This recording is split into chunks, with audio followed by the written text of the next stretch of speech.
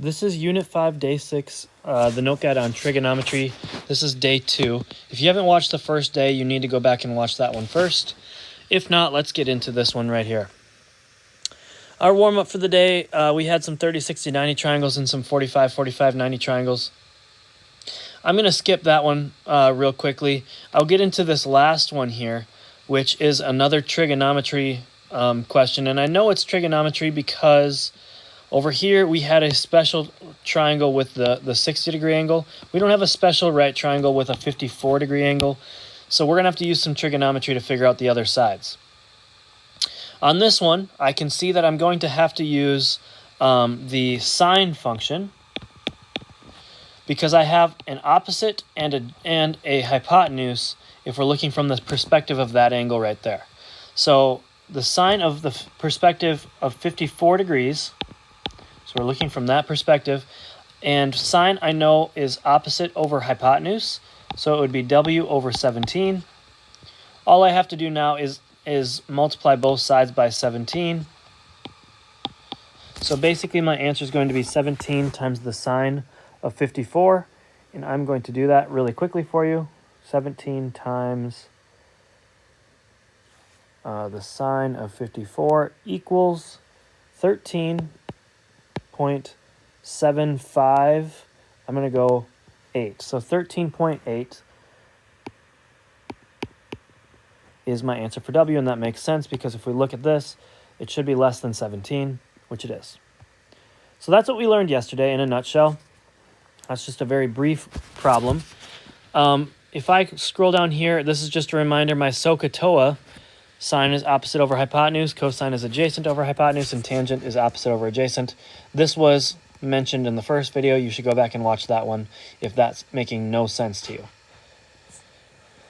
Let's go down to this next question here. It says solve the right triangles. First of all, if it wants me to find the measure of angle A, this one right there, since we know that that's 39 and that's 90, and the other one here is 90, and triangles add up to 180, I could just subtract them from 180. So I got 51 for that side, or for that angle. And then it asks for angle B. If I'm doing angle B, I used the 39 that was given. You can use whichever one you want, but I used the 39 that was given.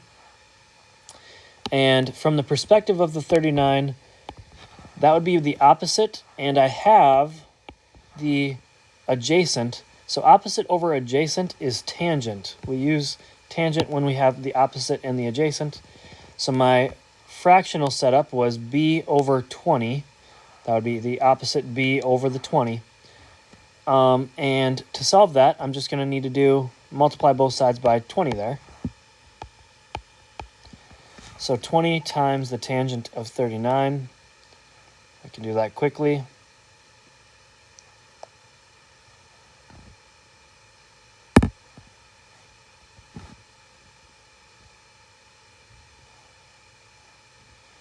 $16.2 approximately. So 16.2. And that should make sense. I mean, it's around 20. It looks a little bit smaller over there, so that looks like it should make sense for B. Lastly here, angle C. To find angle C, let me erase these arrows quick. If I'm finding angle C, that's my hypotenuse. So I need the hypotenuse, and I have the adjacent. So from the perspective of 39 degrees, this would be adjacent over hypotenuse, which is 20 over C. And on this one, we have to use our special trick that we talked about in our first video, which is you can replace the C with the cosine of 39 and switch them around. So we would have the 20 over cosine of 39 degrees. So 20 divided by cosine of 39 equals 25.7, which would make sense because that's the longest side of our triangle. Okay. This one's very similar. I've already got the setup for you. Maybe you would want to pause the video and try it on your own and then just kind of use my setup. I'm not going to go through this because, like I said, it's the exact same problem, and I've already got the setup written down for you. So pause it there. Make sure you can go through all of those. I want to keep this video moving. Okay, inverse trigonomic ratios. So inverses are used when you are trying to find angles. So basically you're going to be given two sides. Now you're trying to find an angle. So we're going backwards a little bit here. So this is what our problem would look like. And I'll actually pause here. And I'll let you look at those steps for solving. I want you to read through those before we get to the first question. So pause the video, read through those, and then we'll move on. Okay, it says find x. That means we're finding the angle. We're using the inverse when we're finding our angles there.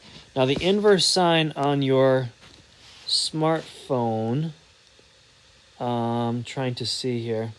Yeah, you got to push the second button to get that. On the calculator, I can't really remember because I don't have one of those fancy calculators right now, but we will go through that in class if you have that, or just ask a teacher if you're at school using one of those. But the inverse sine button should look like this. Sine with a -1 exponent. Cosine would have the same thing. You have that -1 exponent and so on. The setup for these is actually a lot easier because you don't have to set up any equal signs or anything like that. It's going to get you right to your answer right away. So all you have to do is, well, if I'm doing this on a smartphone, I'm going to do the 10 divided by 14 first.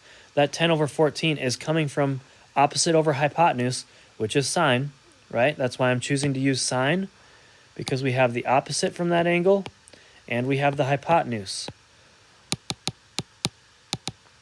So I'm going to do the 10 divided by 14 first. And then I'm going to take the inverse sine of that. And it looks like I got 45.58. So I'm going to change it to 0.6, which would be that angle x. And I mean, that's a good number for an angle. I think that would probably make sense. It should be a little bit more than a 45-degree angle, since this angle is bigger than this one up there. But you can't always take the triangles to scale either. Next one. Setting this up, looking from this angle, I've got my opposite and I've got my adjacent. I don't have a hypotenuse here. So what am I going to use for opposite and adjacent? Up here, opposite and adjacent is tangent. So I need opposite over adjacent for that. My opposite is 7, my adjacent is 12. I'm putting that in parentheses and I'm taking the inverse tangent. That's what we said we were using of those numbers. Give me a second and I will do that quick.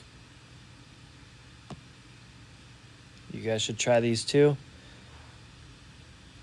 Looks like I got 30.3 I'm going to go with for x there, 30.3, which should make sense.